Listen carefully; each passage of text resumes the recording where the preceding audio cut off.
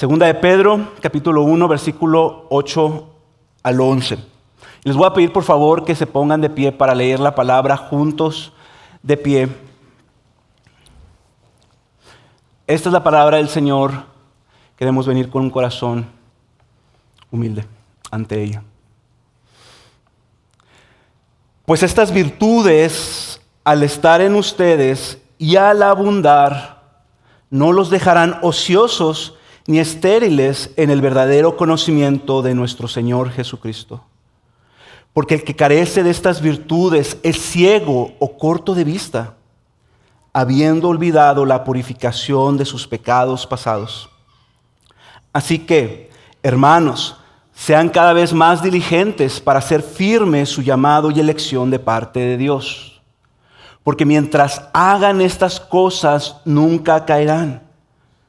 Pues de esta manera les será concedida ampliamente la entrada al reino eterno de nuestro Señor y Salvador Jesucristo. Amén. Pueden tomar su lugar. Estamos en nuestra serie de Segunda de Pedro llamada Llamados a permanecer firmes en la verdad. Y hace 2 semanas el pastor Alex inició esta carta mostrándonos que los creyentes hemos recibido una fe preciosa por la gracia de Dios. Y por lo tanto debemos de permanecer firmes en ella, creciendo continuamente en el conocimiento de nuestro Señor Jesucristo para no ser engañados. Y luego la semana pasada el pastor Abelardo nos recordó que junto a esa fe preciosa, Dios también por su gracia nos ha concedido todo lo necesario para la vida, para la piedad, para vivir piadosamente. Y por esta razón, porque se nos ha dado todo lo necesario, estamos completos, nada nos falta en Cristo, tenemos la gracia, podemos y debemos esforzarnos, responder, esforzándonos diligentemente para crecer en piedad, añadir a nuestra fe las virtudes de Cristo. En otras palabras, nos decía el pastor Abelardo que la gracia de Dios precede, fundamenta y capacita todo nuestro esfuerzo, como ahorita mismo estaba orando. Pero la pregunta que debemos de hacernos es, ¿por qué esto es importante? ¿Por qué Pedro está trayendo esto? Y recordemos lo que nos dijo el pastor Alex hace 2 semanas, que Pedro está consciente de que su muerte está cerca. Él ya va a partir pronto con el Señor. Y en su mente está la preocupación, no de él, sino de las iglesias. Él sabe que las iglesias van a enfrentar un peligro constante. Los ataques de Satanás, como veíamos en la carta pasada. El león rugiente buscando a quien devorar. Y este peligro vendrá tanto por fuera, por medio de la persecución, pero también se nos decía que viene desde adentro, por medio de falsos maestros que van a buscar desviar a los creyentes de permanecer firmes en la verdad. Así que la pregunta entonces que se está planteando es ¿cómo permanecerá firme la iglesia frente a los ataques del enemigo? ¿Cómo caminarán los creyentes? ¿Cómo caminaremos nosotros fielmente hasta el final? Con eso en mente, Pedro está escribiendo esta carta para recordarnos lo más importante, las verdades más importantes que debemos amar, abrazar, creer y vivir. El Señor nos da esta carta para que permanezcamos firmes en la verdad. Así que hoy veremos nuevamente que el Señor nos llama a esforzarnos para vivir vidas piadosas. Pero no solo por lo que ya nos concedió, como vimos la semana pasada, sino por lo que nos concederá en esta vida y en la eternidad. Hoy quiero que tengamos esto en mente. A la luz de las promesas presentes, futuras y eternas, debemos esforzarnos por vivir piadosamente. Debemos evidenciar lo que somos. Somos de Cristo. Y este mensaje se llama Las promesas presentes y eternas de una vida piadosa. Las promesas de una vida piadosa. Y se va a dividir en dos partes. Del versículo 8 al 9, las promesas presentes de una vida piadosa. Y del versículo 10 al 11, las promesas eternas de una vida piadosa. Así que si me acompañan, vamos a la primera parte. Las promesas presentes de una vida piadosa. Versículo 8 al 9. Y dice Pedro: pues estas virtudes, al estar en ustedes y al abundar, no los dejarán ociosos ni estériles en el verdadero conocimiento de nuestro Señor Jesucristo. Porque el que carece de estas virtudes es ciego o corto de vista, habiendo olvidado la purificación de sus pecados pasados. Ahora, ¿a qué se refiere Pedro? ¿A qué virtudes se está refiriendo? Y para entender esto correctamente necesitamos leerlo en su contexto. La semana pasada el pastor Abelardo nos dijo que ya se nos dio todo lo necesario para la vida y la piedad. Y que por lo tanto, porque estamos completos en Cristo, porque por su gracia ya se nos dio todo lo que necesitamos, debemos esforzarnos para a nuestra fe agregar las virtudes de Cristo, vivir piadosamente. Se nos decía que esta virtud se refiere al carácter de Cristo, a la excelencia moral, a esta vida irreprochable. Así que Pedro nuevamente quiere alentarnos para vivir esa vida. Y se nos dice que estas virtudes que vimos la semana pasada, si están en nosotros y abundan, va a producir algo. Va a producir algo en nuestras vidas. Nuestra vida no estará ociosa ni estará infructífera. Ahora noten que Pedro no solamente nos está diciendo en el versículo 8 si están presentes. Él nos está llamando a que abunden estas virtudes. La idea que tiene en mente y lo que vamos a ver en este mensaje es un crecimiento continuo. No solamente conformarnos que estén, sino que crezcamos en piedad, dominio propio, amor, perseverancia, todo lo que estuvimos viendo la semana pasada. Que el carácter de Cristo puede y debe abundar más en cada uno de nosotros. Si están en ustedes y abunda. Y se nos dice que si está ahí, está presente o ausente, va a producir un efecto en nuestra vida. Algo inevitable pasa cuando está presente o ausente. Si está presente, dice el pasaje, no los dejarán ociosos ni estériles. Y aquí lo que Pedro está usando es que está usando dos imágenes distintas, pero que básicamente están tratando de transmitir la misma verdad, la misma idea. Y la primera imagen tiene que ver con el trabajo. Dice, no, si estas virtudes están en ustedes, no los dejarán ociosos. Y la otra imagen dice que es una imagen de agricultura. No estarán estériles. Así que vamos a ver estas dos imágenes porque enfatizan la misma verdad. Una vida útil, una vida fructífera.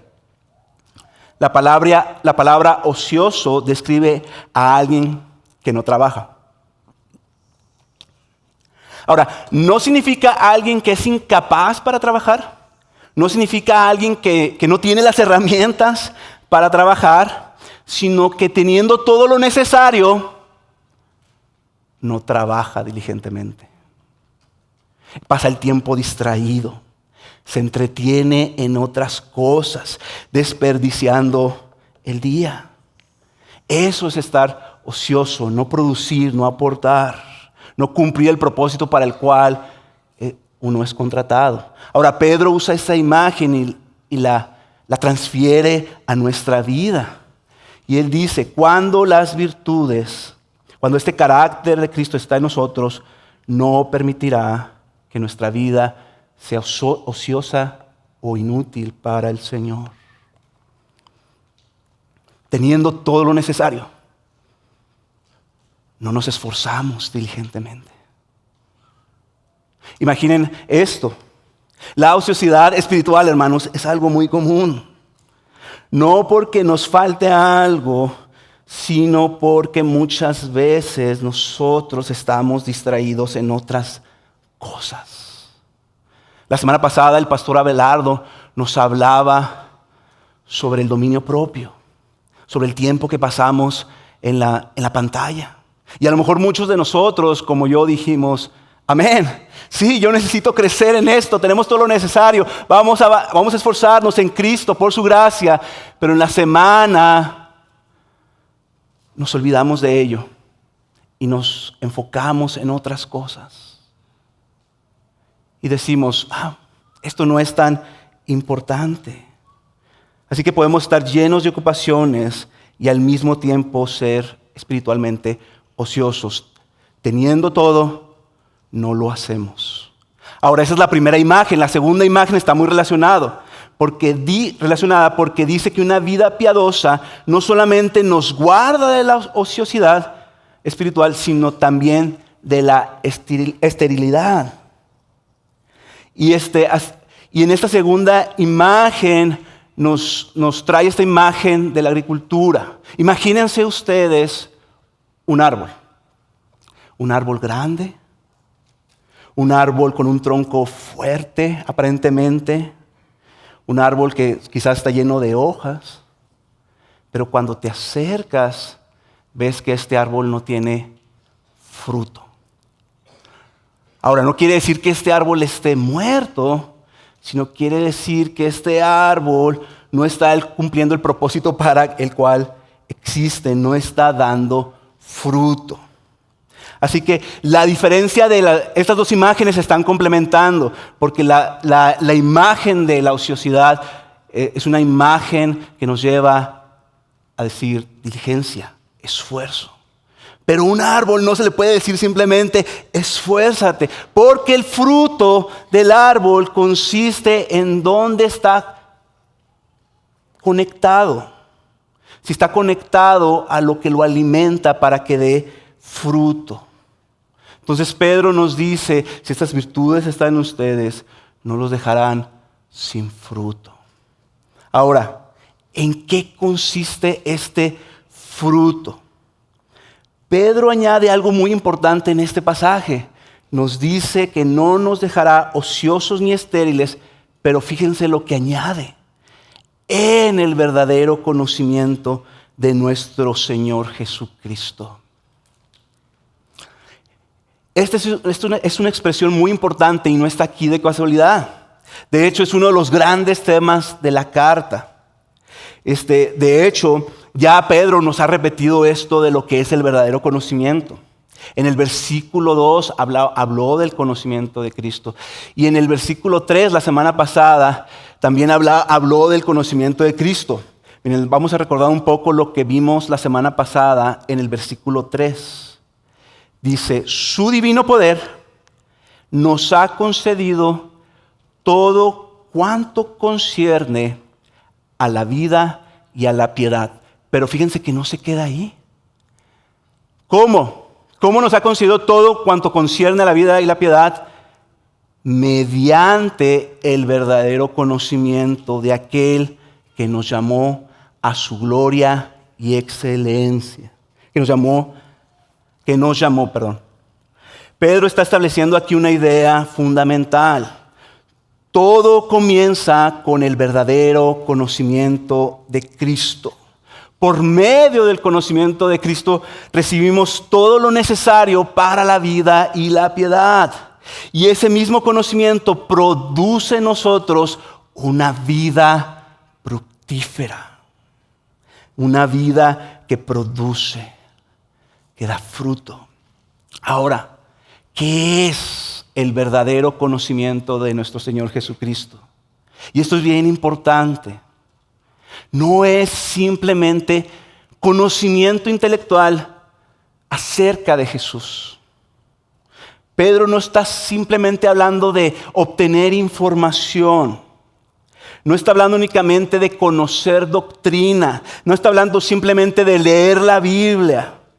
Los falsos maestros que vamos a ver en el capítulo 2, ellos conocían la palabra. Ellos conocían la Biblia. Pero ¿saben qué? No conocían ni reflejaban a Cristo. Y en la Biblia, hermanos, en toda la Escritura, el conocer a Dios implica no solamente un conocimiento intelectual, sino implica relación. Conocer a Dios nunca significa solamente obtener datos de Dios. Es un conocimiento personal, íntimo, relacional, transformador. Es un conocimiento de pacto. Él es nuestro y nosotros somos de Él. Y este conocimiento también empieza en la gracia de Dios. Empieza cuando Él, por su gracia, nos llama. Él nos conoce primero, abre nuestros ojos, nos concede la fe salvadora y por primera vez podemos ver a Cristo como Él es. Y lo conocemos y empezamos a amarlo y empezamos a seguirlo. Jesús da esta idea en Juan 10. Él dice, las ovejas oyen mi voz porque me conocen. Yo las conozco y ellas me siguen. Y es un conocimiento que inicia en el momento que Él nos abre los ojos para ver a Cristo y continúa toda la vida. Hasta la eternidad, hasta que lo veamos a Él y seamos como Él. Así que, hermanos, esto es importante. La vida cristiana no consiste simplemente en aprender información. Ni siquiera consiste en portarnos bien, en tener una vida moralmente bien. La vida cristiana consiste en conocer a una persona, amar a Cristo, confiar en Cristo y depender más a Cristo y parecernos más y más a Cristo. Eso consiste la vida cristiana, eso consiste la vida que tenemos, la vida eterna, como dijo Jesús mismo en Juan 17:3. ¿Recuerdan en Juan 17:3 en qué consiste la vida eterna? Jesús dijo, y esta es la vida eterna, que te conozcan a ti, el único Dios verdadero, y a Jesucristo, a quien has enviado. Entonces, ¿cómo crecemos en estas virtudes? Pedro nos dice que se nos ha concedido todo mediante el verdadero conocimiento de Cristo. La santificación no consiste simplemente en esforzarnos. Si hay diligencia, si hay disciplina, si hay esfuerzo, pero ese esfuerzo, esa disciplina nunca está separado de Cristo. El fruto que tenemos nunca está separado de la persona de Cristo. Jesús mismo dijo eso en Juan 5:5, ¿lo recuerdan? Yo soy la vid y ustedes los sarmientos. El que permanece en mí y yo en él, ¿qué dice? ese da mucho fruto, porque separados de mí nada pueden hacer. Pedro usa todo lo voltea, ¿verdad? Dice, nada pueden hacer sin mí. Y Cristo dice, tienen todo en Cristo. Jesús dice, darán mucho fruto. Y Pedro dice, no estarán estériles, sino que abundará más y más en este fruto, en este carácter. Así que el fruto no proviene de nuestro esfuerzo aislado, proviene de permanecer en una persona, que es Cristo. Se nos ha dado todo mediante el conocimiento verdadero de Cristo. Por eso, no solamente venimos a la Escritura como para estudiar cualquier libro, para cumplir un programa. Venimos a la Escritura para escuchar la voz de nuestro Salvador. Nomás leerla por información no transforma a nadie. Por eso el llamado es a comunión, a permanecer firmes en Cristo. Señor, transfórmame, háblame, cámbiame, ayúdame con mi dominio propio. Quiero ser más como tú. Revélate en la palabra, muéstrame tu gloria. Y Él lo va a hacer.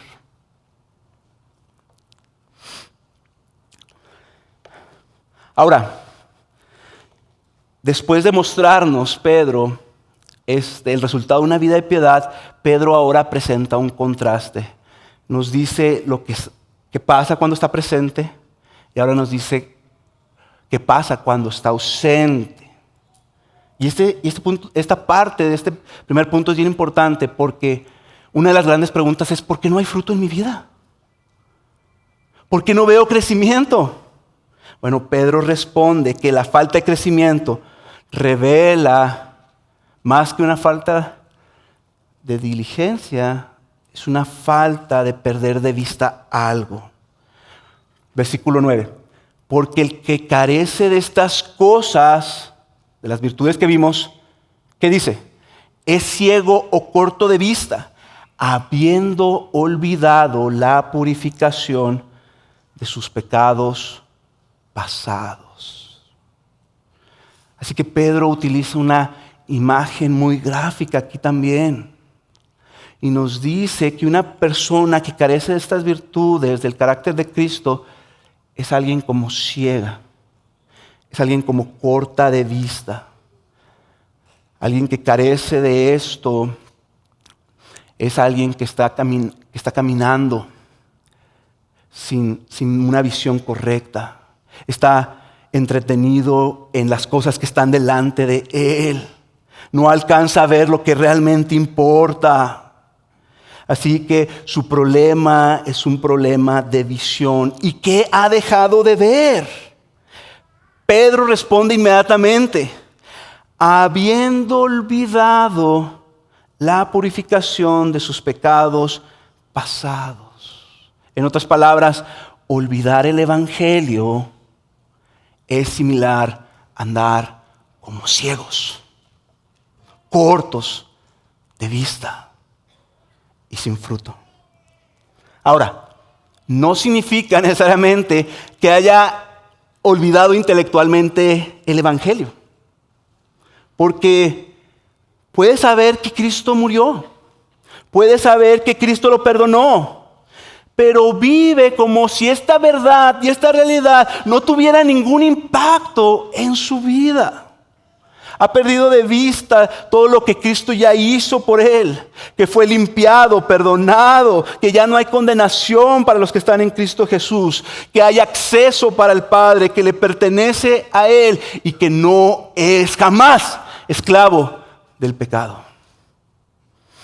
En pocas palabras, el que ha olvidado que ha sido purificado de sus antiguos pecados, vive como si el evangelio hubiera dejado de ser una realidad presente en su vida. Hermanos, detrás de la falta de fruto de nuestra vida está una falta en nuestra visión.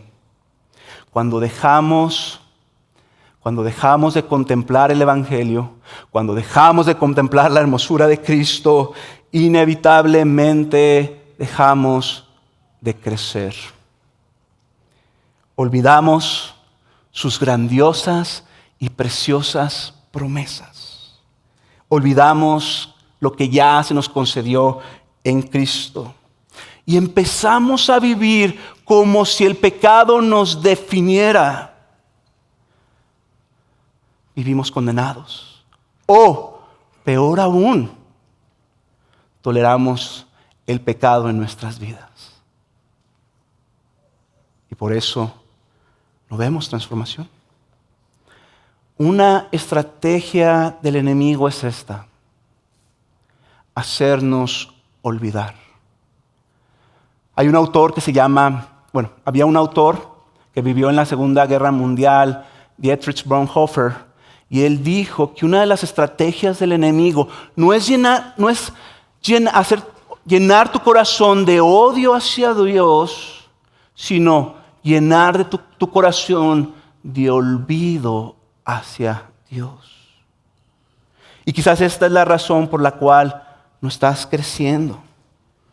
No necesariamente porque hayas dejado de leer tu Biblia, sino porque la obra de Cristo ya no ocupa el centro de tus afectos. La cruz. Nos hemos familiarizado con la cruz. Cantamos de la cruz, pero ya no nos maravilla. Hemos perdido el asombro. Y vivimos, aún cantando y conociendo el Evangelio, vivimos como ateos funcionales, olvidando la purificación de nuestros pecados pasados. Hermanos, si tú vienes aquí y dices amén a todo lo que estamos hablando, y luego regresas a tu casa, a tu trabajo y a tu vida, y vives como si Cristo no fuera el Señor y Salvador de tu vida, has olvidado algo. Así que Pedro nos dice que el resultado o la solución, más que no olvides leer tu Biblia, que debemos de hacer, es no olvides a Cristo. No olvides lo que eres, no olvides lo que Él ya hizo. Entonces la solución para este primer punto es: corre a Jesús. Quizás debes de arrepentirte por vivir una vida que niega con su propia vida al Salvador. Y eso nos lleva a la segunda parte del pasaje. La primera parte del pasaje nos habla de la promesa de una vida piadosa. Una vida que no es ociosa, es útil para el Señor. Una vida que produce, que no es estéril, está produciendo la vida de Cristo, el carácter de Cristo. Y ahora Pedro nos habla de las promesas futuras o eternas de una vida piadosa. Y ese es el punto número 2. Versículo 10 al 11.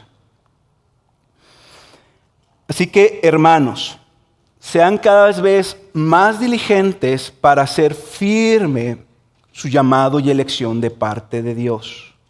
Porque mientras hagan estas cosas, nunca caerán, pues de esta manera les será concedida ampliamente la entrada al reino eterno de nuestro Señor y Salvador Jesucristo. Ahora, Pedro hace algo muy parecido a lo que ya nos había dicho la semana pasada o en los versículos pasados. La semana pasada se nos dijo que a la luz de lo que se nos ha concedido, esforcémonos diligentemente. Y ahora nos dice, a la luz de lo que se nos concederá, esforcémonos más diligentemente.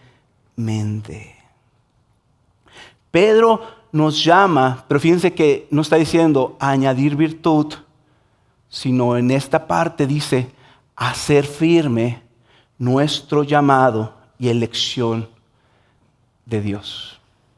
¿Qué significa eso? Ahora, lo que no significa es que nosotros debemos esforzarnos para ganar nuestra elección o nuestra salvación por medio de nuestro esfuerzo. Pedro no está enseñando salvación por obras. La elección de Dios fue desde la eternidad pasada. Él nos llamó primero antes de que nosotros lo conociéramos. Nuestro llamado es completamente por gracia. Lo que Pedro está diciendo aquí es algo diferente. Él está diciendo básicamente, vivan de tal manera que su vida confirme, afirme, evidencie la realidad de lo que Dios ya ha hecho en ustedes. La realidad de que son de Él. Entonces, lo que nos está diciendo, vivan como lo que son. Evidencien con su vida lo que ya son. Y lo que está aquí es atacando una idea muy peligrosa y que es muy común todavía entre nosotros. Y la idea que está atacando es esta: la idea de que una persona puede decir conocer a Cristo, profesar fe y sin embargo vivir exactamente igual. Y Pedro dice, no, si ya tienes todo, la vida de Cristo está en ti, esa vida se debe de manifestar, esa vida se va a ver. Y una de las mentiras que vienen del infierno mismo, uno de los dardos del enemigo, es hacerte creer que existe una separación entre lo que crees y entre tu manera de vivir. Que puedes profesar a Cristo el domingo y vivir el resto de la semana como si Él no existiera. Como si no tuviera nada que decir en la manera en la cual vives. Si en tu casa,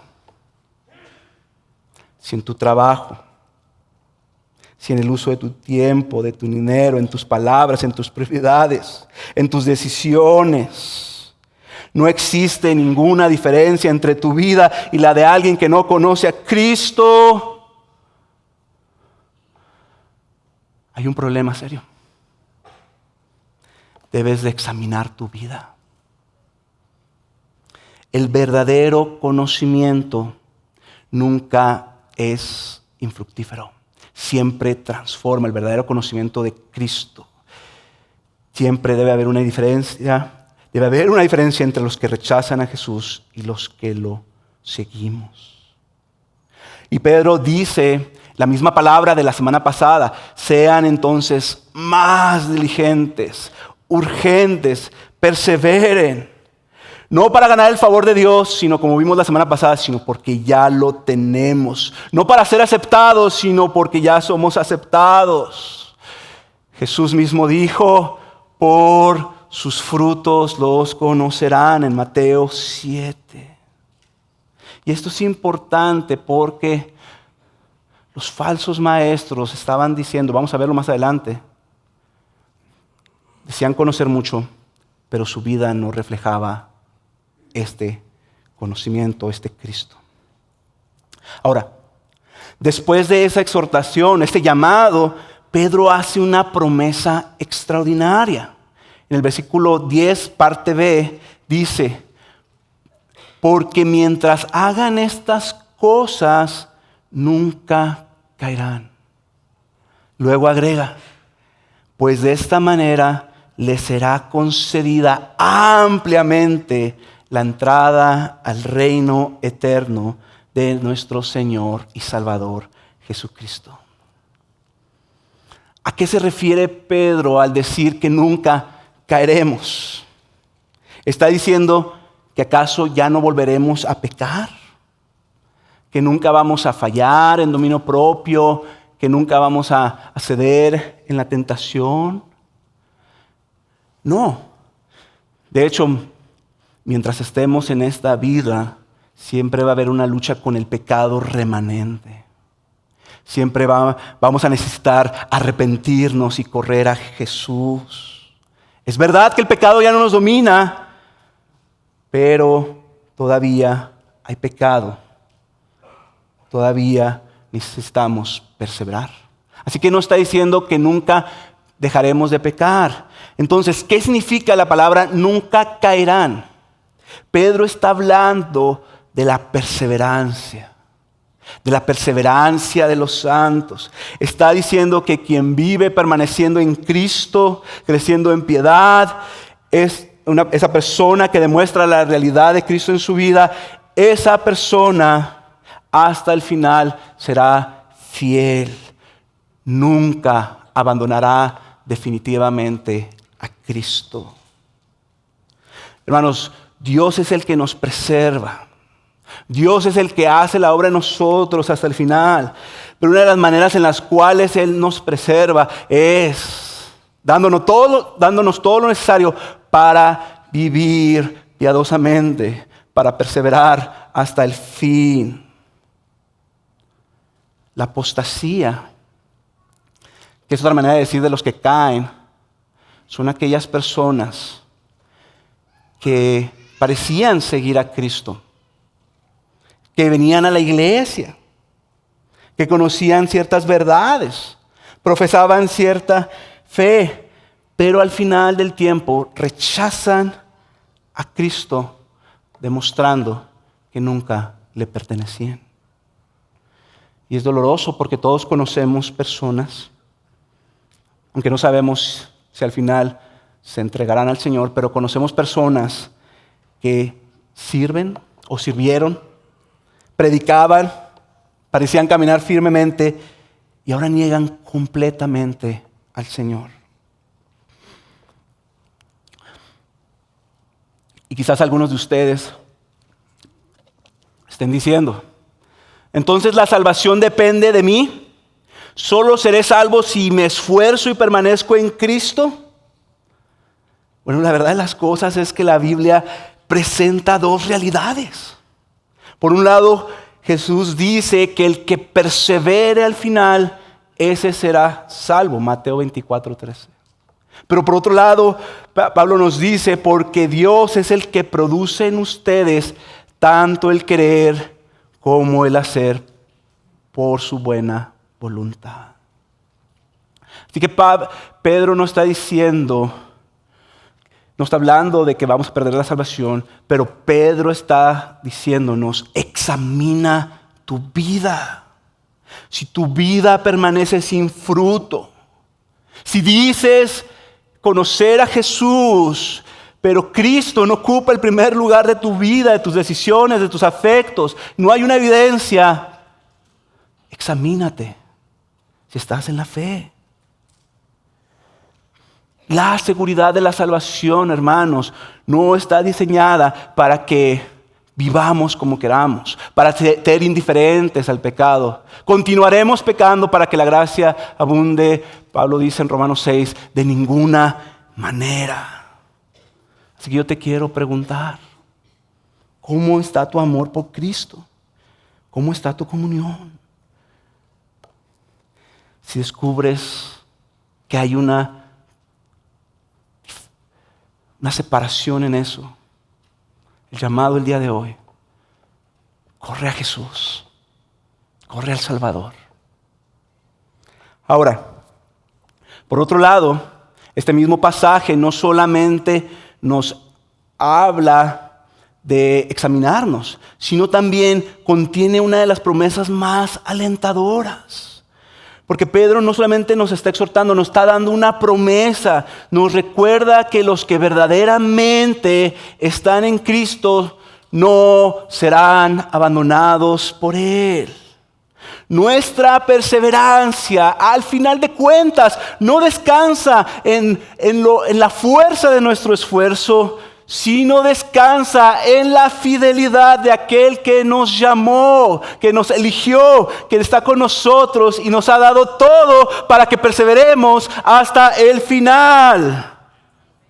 Y es precisamente porque Él es fiel, nosotros nos seguimos esforzando diligentemente de una manera digna del Evangelio. Y al final nos vamos a dar cuenta que fue Él el que nos hizo, nos sostuvo e hizo que no cayéramos. Como dice Judas 24 y 25. Y aquel que es poderoso para guardarlos a ustedes sin caída y para presentarlos sin mancha en presencia de su gloria con gran alegría al único Dios, nuestro Salvador, por medio de Jesucristo, nuestro Señor, sea gloria, majestad, dominio y autoridad antes de todo el tiempo y ahora y por todos los siglos. Amén. Cristo es fiel y Cristo es suficiente y lo será hasta el final. Me recuerda una historia que siempre me ha impactado.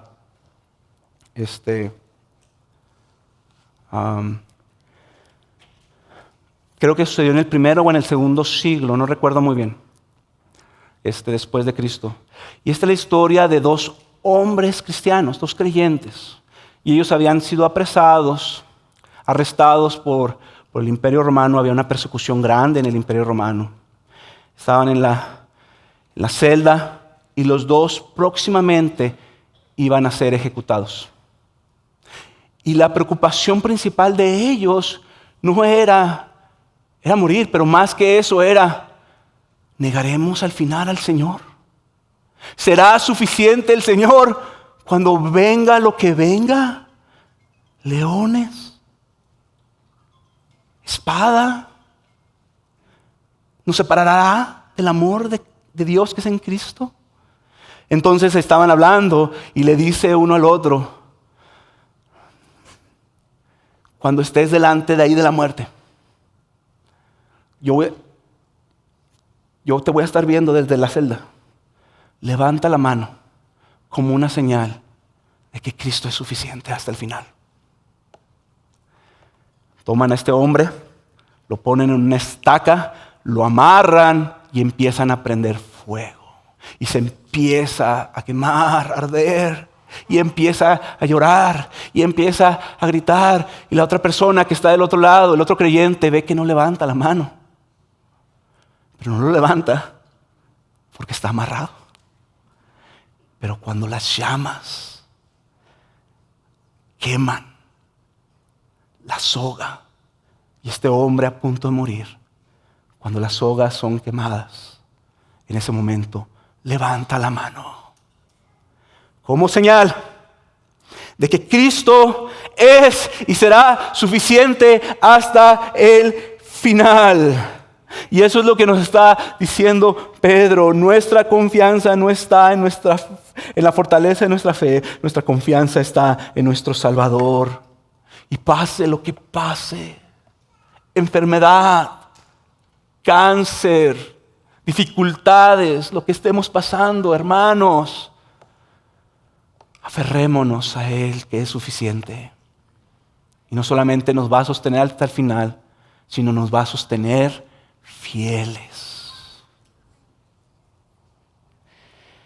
El mismo Señor que nos llamó es el mismo Dios que nos sostendrá hasta el final. Como dice Pablo en Filipenses 1:6, el que comenzó en ustedes la buena obra, la perfeccionará hasta el día de Jesús, hasta el día que estemos delante de Él.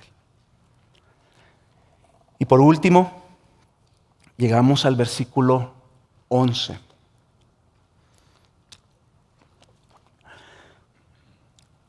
Pedro concluye esta sección buscando alentar nuestra fe, la fe de los creyentes. Después de exhortarnos a crecer en santidad y a perseverar, ahora lo que hace es que levanta nuestra mirada para que la pongamos en el último día, en la recta final. Y si el versículo 10 habla de perseverancia, el versículo 11 nos habla de la meta de esa perseverancia. Al final, todo lo que hacemos debe estar medido a la luz de aquel día. Pues de esta manera le será concedida ampliamente la entrada al reino eterno de nuestro Señor y Salvador Jesucristo. ¡Qué promesa! Pedro no solamente está hablando de la salvación, él está describiendo la bienvenida que recibirán aquellos que, sostenidos por su gracia, perseveran hasta el final. Y la expresión aquí les será concedida ampliamente la entrada, transmite la idea de una recepción generosa, de una recepción abundante, de una recepción honorable. Es la imagen como de un atleta, como de los juegos del mundo antiguo, en donde ese atleta corre la carrera, termina la carrera y al final recibe honor. Lo recibe el rey. Y lo que nos está diciendo Pedro es algo glorioso. Porque Pedro nos está diciendo que de una manera mucho más asombrosa, todos los que perseveren, todos los que permanezcan en Cristo, todos los que no se conforman a este mundo, todos los que viven creciendo en Él, creciendo en Cristo, que fijan su mirada en Él, un día, hermanos, todos los que hemos puesto nuestra mirada en Cristo, nuestra confianza en Cristo, un día estaremos delante de nuestro Señor y Salvador. Y que en ese día, que Él mismo se encuentre fieles. Y que en ese día, después de haber terminado la carrera, podamos escuchar las hermosas palabras de nuestro Señor Jesucristo diciéndonos: buen siervo fiel. Bienvenido, buen siervo fiel. Eso es lo que quiere Pedro para la iglesia. Eso es lo que el Señor quiere para la iglesia. Que terminemos bien, que demos mucho fruto, que Él sea la meta. Y aquí quiero tomar el tiempo para hablar a un grupo de personas. Y este grupo de personas son aquellas que saben que no han puesto su fe en Jesús. Quizás tienen conocimiento, quizás pueden decir todo el evangelio, pero tú sabes que Jesucristo no es tu Señor ni es tu Salvador. Yo te quiero decir algo a ti. Tu salvación no depende en tu diligencia, en que te portes bien. Tu salvación depende de una persona que murió y resucitó. En ese día va a venir el día en el cual tú también estés delante de este Señor. Quizás no va a ser como Salvador, quizás va a ser como tu juez. Así que el llamado para ti: no pierdas el tiempo. Corre a Jesús y pon tu fe en Él. Hermanos, para ir concluyendo,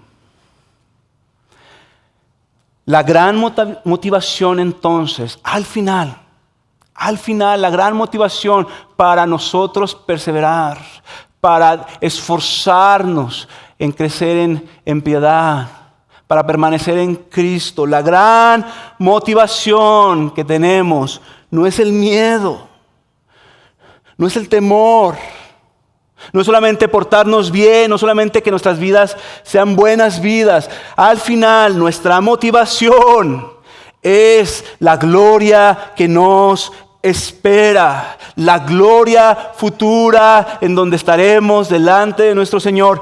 Eso es lo que alimenta y motiva al final de cuentas nuestra obediencia. Vivimos para aquel día, sin importar lo que pasa.